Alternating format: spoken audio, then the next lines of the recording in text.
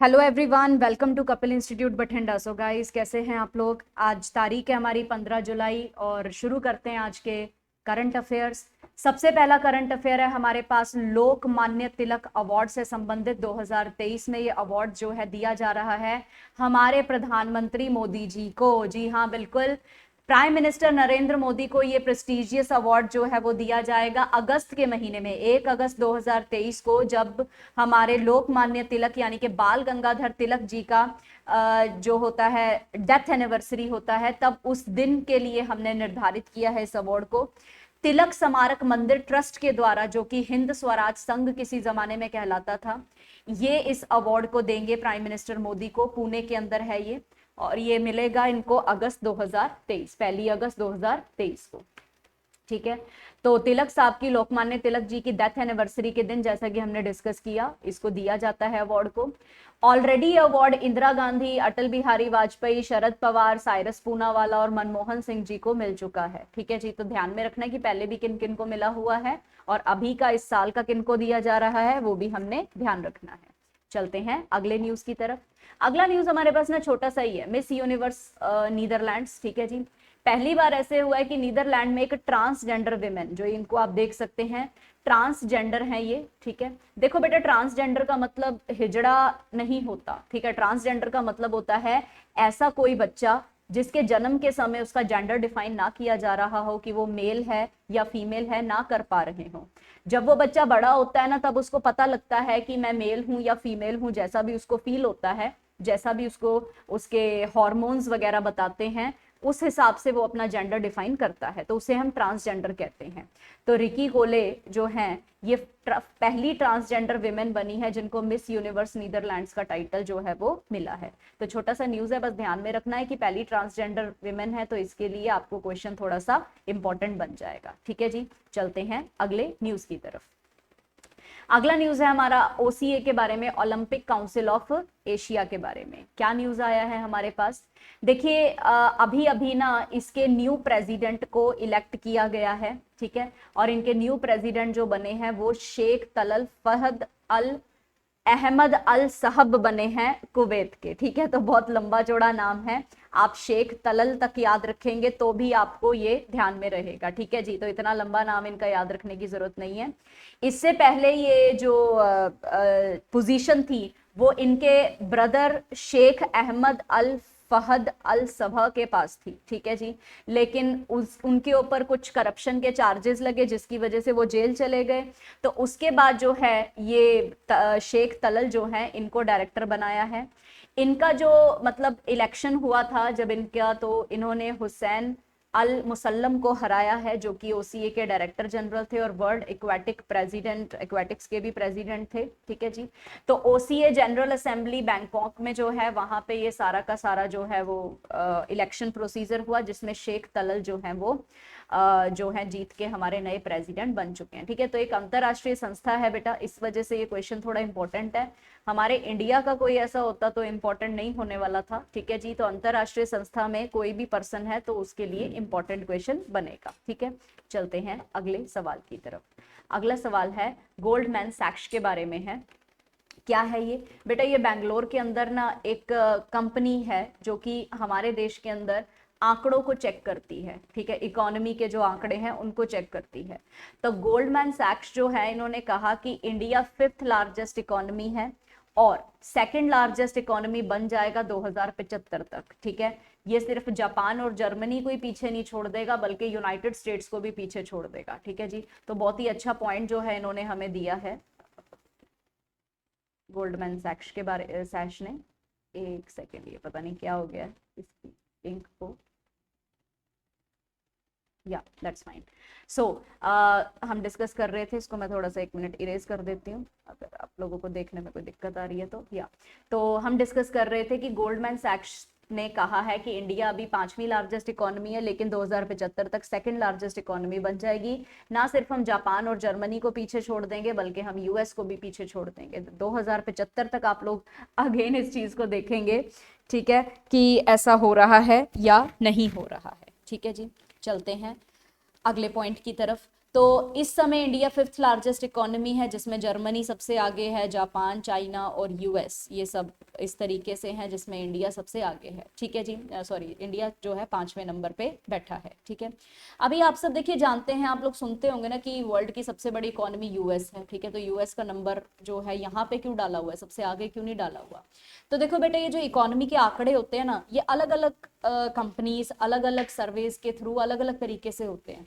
कोई जीडीपी के संदर्भ में इस चीज को देखता है, कोई किसी और तरीके से देखता है, कोई ट्रेड के अंदर देख लेता है ना। तो अलग अलग सिस्टम जो है हमने डिफाइन किए हुए हैं अगर हमने इकोनॉमी के ऊपर चेकिंग रखनी है तो। ठीक है, तो फिलहाल गोल्डमैन सैच्स जो है वो इस इकोनॉमी के फंडे के अकॉर्डिंग बताता है कि यूएस जो है वो इस नंबर पे है और जर्मनी सबसे आगे नंबर पे है। ठीक है, अगर हम वर्ल्ड के मोस्ट पावरफुल मिलिट्री के बारे में बात करते हैं, जैसे कि हमारा अगला जो पॉइंट है, वर्ल्ड की सबसे बड़ी, अगला क्वेश्चन है जो हमारे पास, वर्ल्ड की सबसे पावरफुल मिलिट्री। जैसे अभी हमने इकोनॉमी के बारे में बात किया, वैसे ही हम लोग एक मिलिट्री के बारे में भी बात कर सकते हैं। अभी मिलिट्री में हमारे पास सिंपल सी बात है कि यूएस की सबसे स्ट्रॉन्गेस्ट है। जहाँ पे इकोनॉमी में अगर वो किसी एक आंकड़े में पीछे हो चुका है, तो मिलिट्री में वो सबसे आगे है। चाइना, रशिया और चाइना जो है दूसरे और तीसरे नंबर पे, और खुशी की बात यह है कि इंडिया चौथे नंबर पे है। ठीक है, और बहुत जल्दी इंडिया जो है इसमें भी आगे निकलने वाला है। ठीक है, ऐसा ग्लोबल फायर पावर एक वेबसाइट है जो कि इस तरीके से डिफेंस रिलेटेड इंफॉर्मेशन को ट्रैक करती है पूरे वर्ल्ड के अंदर, पूरे विश्व लेवल पे। इन्होंने बताया है कि भाई जी इंडिया का आंकड़ा इस टाइम चौथा है, तो यानी कि हमारे पास यहाँ पे यूएस, रशिया, चाइना और इंडिया, ये टॉप 4 हैं। और मुझे लगता है पहले आपने देख लिया है, ये देखिए, यूएस हो गया, रशिया हो गया, चाइना हो गया, देन इंडिया हो गया। ठीक है, जापान हो गया। इस तरीके से हमारे पास आंकड़े दिए हुए हैं। ठीक है, अगर हम देखें कि वर्ल्ड में कौन से ऐसे नेशंस हैं जो बहुत ही पावरफुल मिलिट्री अपने पास रखते हैं, तो देखिए नाम आता है यूएस का, रशिया का, China, India, United kingdom, south Korea. ठीक है, अगर हम देखते हैं कि भाई जो सबसे लीस्ट पावरफुल हैं, ठीक है, तो भूटान, बेनिन हो गया, मोल्डावा हो गया, सोमालिया, लिबेरिया, सूरीनेम, इस तरीके से। ठीक है, तो ये थोड़े से आप लोगों ने ध्यान में रखने कि पावरफुल नेशंस जो हैं वो पावरफुल मिलिट्रीज या लीस्ट पावरफुल मिलिट्रीज जो हैं उनके बारे में थोड़ा बहुत। अदरवाइज मेन क्वेश्चन तो आपका यही है कि अभी हाल ही में जो सर्वे हुआ है ग्लोबल फायर पावर ने करके दिखाया, उसके अकॉर्डिंग स्ट्रॉन्गेस्ट मिलिट्री फोर्स किसके पास है? यूएस के पास। तो टॉप 4 याद रखिए, और 4 भी इसलिए याद रखने पड़ रहे हैं ना क्योंकि इंडिया चौथे नंबर पे है, नहीं तो टॉप 3 का ही सवाल बनता है पेपर में। ठीक है, चलते हैं अगले पॉइंट की तरफ। अगला हमारे पास क्वेश्चन है, करंट अफेयर है, बहुत बढ़िया करंट अफेयर है। इंडिया लिटरेसी हाउस के बारे में है। ठीक है, क्या है ये देखिए, ये आपको इनका स्ट्रक्चर दिख रहा है झोपड़े जैसा। इनका सारा इंटरनल स्ट्रक्चर ना एक विलेज के जैसा है, गांव के जैसा बना रखा है। ठीक है, ये लखनऊ के अंदर है। ठीक है जी, और यहाँ पे आप इस फोटोग्राफ में देख पा रहे हैं कि किस तरीके से पुराने ज़माने के अंदर लोग जो हैं गुड्डे, गुड्डियाँ, पपेट्स वगैरह या कोई भी चीज़, आर्टिफिशियल चीज़ें रख के लोगों को सिखाने की कोशिश करते थे। तो ये वो फोटोग्राफ है जिसके अंदर लोगों को सिखाया जा रहा है कि फ्यूचर के अंदर जो कि हमारे रीति रिवाज कैसे काम करते हैं या फिर किस तरीके से बच्चों को एजुकेट किया जाता है। तो ये इंडिया लिटरेरी हाउस एक ऐसी ही चीज़ है हमारे पास। ये एक ऐसा बोर्ड है जिनके अंदर काफ़ी सारी ऐसी चीज़ें हमारे पास भरी हुई हैं जिसमें पुराने ज़माने में बच्चों को कैसे सिखाया जाता था, किस तरीके से पपेट्स को या फिर आर्टिफिशियल चीज़ों का इस्तेमाल करके हम सिखाते थे। तो हाल ही में न्यूज़ ये क्यों आया है, इंडिया लिटरेसी बोर्ड ने सोचा है कि लिटरेसी म्यूजियम भी बनाया जाए। ठीक है, तो जिसको हम फ्यूचर में लिटरेरी हाउस जो या फिर लिटरेसी हाउस जो है वो बोलेंगे। तो इंडिया लिटरेरी बोर्ड जो है वो लखनऊ में है। ठीक है, वहाँ पे जो है लिटरेसी म्यूजियम बनाने की ये लोग बात कर रहे हैं। ठीक है जी, तो इसलिए ये न्यूज़ में आया है। बोर्ड ने स्टेट टूरिज्म जो डिपार्टमेंट है उनको रिक्वेस्ट भी किया है कि ये जो हमारा कैंपस है ना, इसको लिटरेसी टूरिज्म डेस्टिनेशन घोषित कर दिया जाए ताकि नेशनल और इंटरनेशनल विजिटर्स यहाँ पे आएंगे। देखो सीधी सी बात है, देखो टूरिज्म बढ़ेगा तो पैसा भी बढ़ेगा ना। ठीक है, इनको पैसा मिलेगा तो ये अपने फंडिंग से बहुत अच्छा सिस्टम बना सकते हैं, क्रिएट कर सकते हैं। ठीक है, और वैसे भी यार हमारे पुराने समय में कैसी चीज़ें की जा रही थी उनके बारे में लोगों को बताना भी तो ज़रूरी है हमारे लिए। ठीक है, तो इसलिए जो डेस्टिनेशन जो है इन्होंने टूरिस्ट डेस्टिनेशन बनवाना चाहते हैं, इन्होंने ये भी रिक्वेस्ट की है। तो देखेंगे फ्यूचर में ये बनता है। ठीक है, अभी इसकी टोटल जो लागत बनने वाली है, देखो जी 8 करोड़ लगेगी इसको बनाने में। ठीक है, और इसका जो डिज़ाइन है वो एक बहुत ही जाने माने आर्किटेक्ट है जिनका नाम है लॉरी बेकर, उनके डिज़ाइन के अकॉर्डिंग जो है बनाया जाएगा। पूरा विलेज टाइप सिस्टम है इसमें। अगर आप देखें तो एक सीनियर सिटीजन है वेल्दी हॉर्नसिंगर फिशर, इन्होंने इसको सेटअप किया था 1956 के अंदर लखनऊ के अंदर।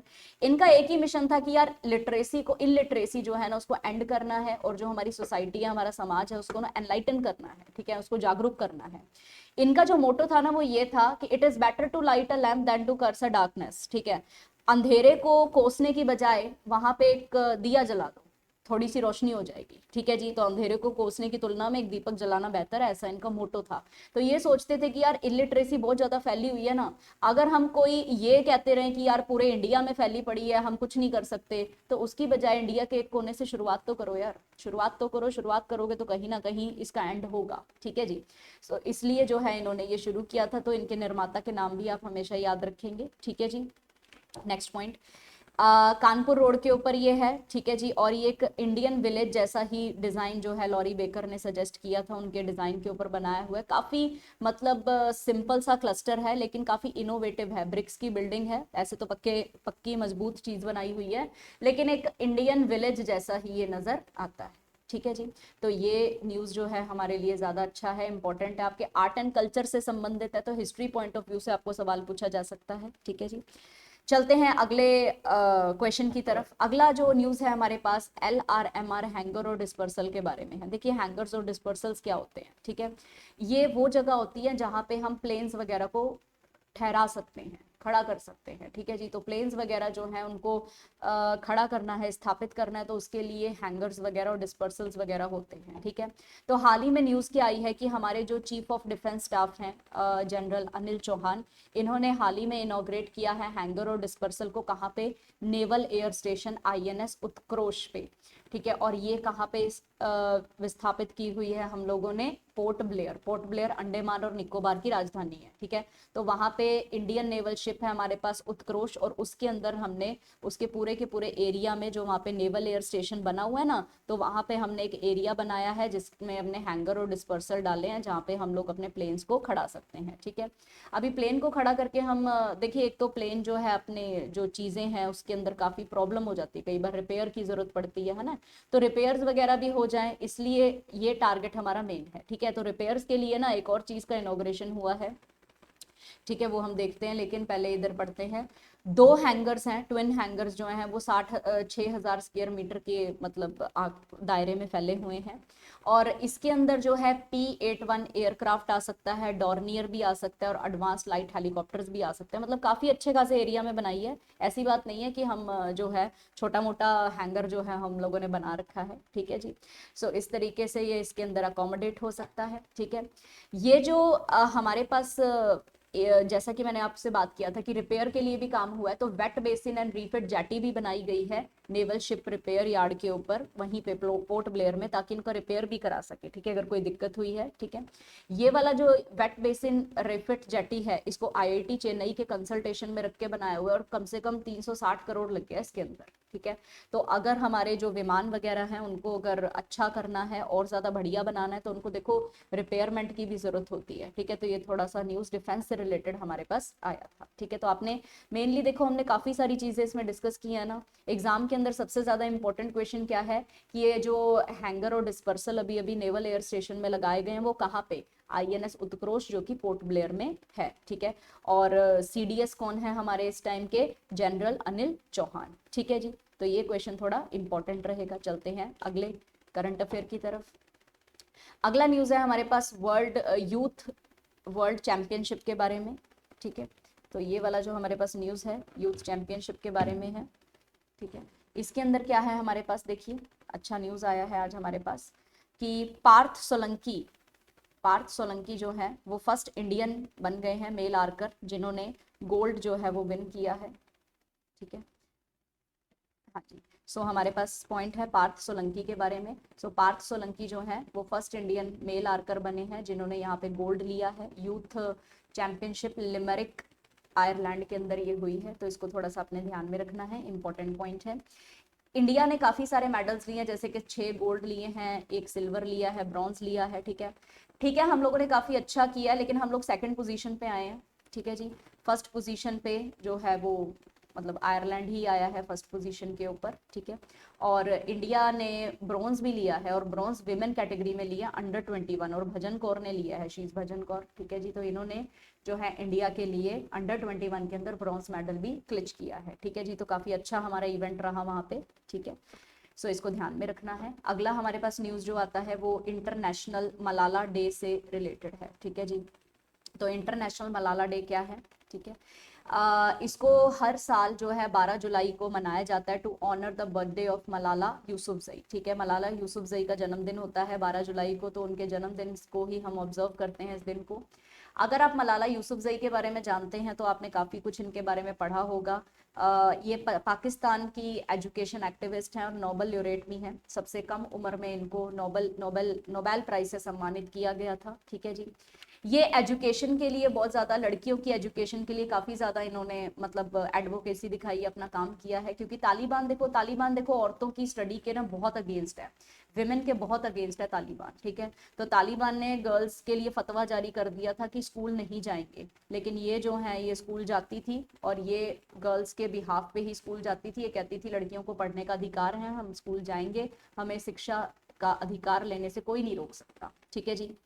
तो इस तरीके से इन्होंने काफ़ी ज़्यादा मतलब पढ़ाई लिखाई के बारे में इन्होंने काफ़ी स्ट्रेस दिया। इसी की वजह से क्या हुआ कि 9 अक्टूबर 2012 को जो है मलाला को टारगेट किया, और तालिबान के एक गनमैन ने जो है उनके ऊपर अटैक कर दिया, ठीक है। गोली इनके मतलब लगी थी बहुत जोर से, सर से मतलब फट के बाहर निकल गई थी गोली, ठीक है। लेकिन इनको बहुत जल्दी जो है वो हॉस्पिटलाइज किया गया, और इनका इलाज बहुत अच्छे तरीके से हो गया। आज ये पूरी दुनिया में विमेन एम्पावरमेंट के लिए जानी जाती हैं, गर्ल्स को एम्पावर करने के लिए जानी जाती हैं। इनके इस हौसला अफजाई के लिए दिसंबर 2014 के अंदर मलाला को नोबेल पीस प्राइज से सम्मानित किया गया था, जिसके बाद ये हमारे यंगेस्ट एवर रिसिपिएंट बन गई है, ठीक है जी। तो यंगेस्ट रिसिपिएंट बन गई है इस ऑनर को प्राप्त करने वाली, ठीक है जी। तो ये पॉइंट इनके बारे में थोड़ा सा ध्यान में रखना है। 2017 के अंदर यूनाइटेड नेशंस की मैसेंजर भी इनको बनाया गया था, पीस मैसेंजर बनाया गया था, ताकि लोगों के अंदर गर्ल्स एजुकेशन की अवेयरनेस को फैलाया जा सके, जागरूकता को बढ़ाया जा सके कि लड़कियों की एजुकेशन जो है वो काफ़ी ज़्यादा हमारे लिए ज़रूरी है, ठीक है जी। सो चलते हैं अगले सवाल की तरफ। अगला क्वेश्चन आपको बनेगा इस बार पेपर बैग डे के बारे में। बहुत अच्छा सवाल है ये भी। देखिए आप सब जानते हैं कि पेपर बैग्स जो हैं वो काफ़ी ज़्यादा आजकल यूज़फुल हैं, ठीक है जी। पेपर बैग्स की वजह से हमारा इन्वायरमेंट बचा रहता है, नहीं तो प्लास्टिक पोल्यूशन तो देखो धज्जियाँ उड़ा रखी है हमारी धरती माता की, ठीक है जी। तो अभी ये जो डे है हम हर साल 12 जुलाई को सेलिब्रेट करते हैं, ठीक है। क्यों? क्योंकि हम लोग लोगों में जागरूकता फैलाना चाहते हैं, अवेयरनेस फैलाना चाहते हैं कि प्लास्टिक का कितना बुरा प्रभाव हमारे इन्वायरमेंट के ऊपर पड़ता है, ठीक है जी। तो इसके लिए हम लोग पेपर बैग डे सेलिब्रेट करते हैं, ठीक है। इसके बारे में ना थोड़ा सा बैकग्राउंड में चलते हैं। पहली बार फ्रांसिस वॉल जो थे, इन्होंने पहली पेपर बैग मशीन जो है 1852 में लॉन्च की। इनके इस आइडिया की वजह से पैकेजिंग सोल्यूशन एक नए जो है कदम पे चला गया था, काफ़ी ऊंचाइयों को छुआ, काफ़ी साल इनका बढ़िया सिस्टम चलता रहा था, ठीक है। प्लास्टिक पोल्यूशन काफ़ी बैन हो गया था, ठीक है।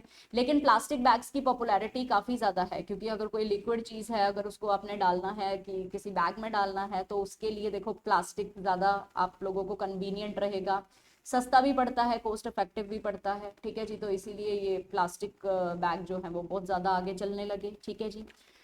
जिसकी वजह से 1999 के अंदर सैन फ्रांसिस्को जो थे, इन्होंने एक बहुत ही अहम और ठोस कदम उठाया और प्लास्टिक बैग्स को बैन करना शुरू कर दिया कि ग्रोसरी स्टोर्स या फार्मेसीज के अंदर जो है हम ये इसको काम नहीं करेंगे। जिसकी वजह से सैन फ्रांसिस्को दुनिया की पहली सिटी बन गई थी जिसने ऐसा कुछ प्रोहिबिट किया था। 1999 की बात कर रहे हैं बेटा, आज हम 2023 में जी रहे हैं, प्लास्टिक से भरे पड़े हैं हम लोग, ठीक है जी। लेकिन किसी जमाने में किसी एक बंदे ने पूरे शहर के अंदर ग्रोसरी स्टोर्स के अंदर, फार्मेसीज के अंदर, सब जगहों के अंदर जो है प्लास्टिक को बैन कर दिया था, ठीक है जी।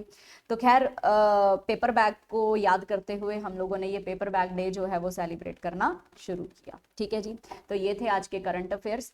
तो thank you so much, thanks for watching the video, और कल मिलते हैं अपन लोग फिर सेम टाइम सेम जगह अगले करंट अफेयर की वीडियोस के साथ। Till then have a nice day, take care guys.